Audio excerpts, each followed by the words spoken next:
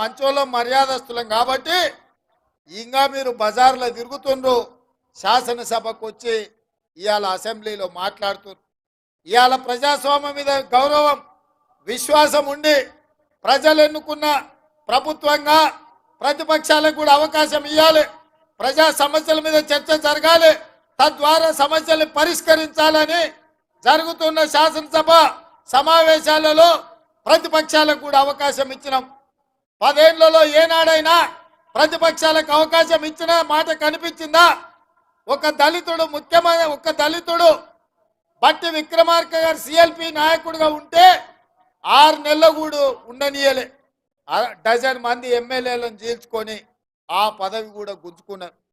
ఇవాళ పేదవాడు పదవిలో ఉంటే ఓర్వలేని మీరు ఇవాళ ఒక రైతు బిడ్డ, రైతు కుటుంబం నుంచి వచ్చిన నేను ఆ ముఖ్యమంత్రి కుర్చీలో కూర్చుంటే మీ కడుపు కాలుతుందా, మీ కళ్ళు మండుతున్నాయా అని నేను అడుగుతున్నా. ఒకవేళ మీ కడుపు కాలినా మీ కళ్ళు మండినా మీరు మమ్మల్ని ఏమన్నా చేయాలని చూస్తే మా కార్యకర్తలు మీ కళ్ళల్లో కారం పెట్టి కొడతారని చెప్పి నేను ఈ సందర్భంగా చెప్పదలుచుకున్నా.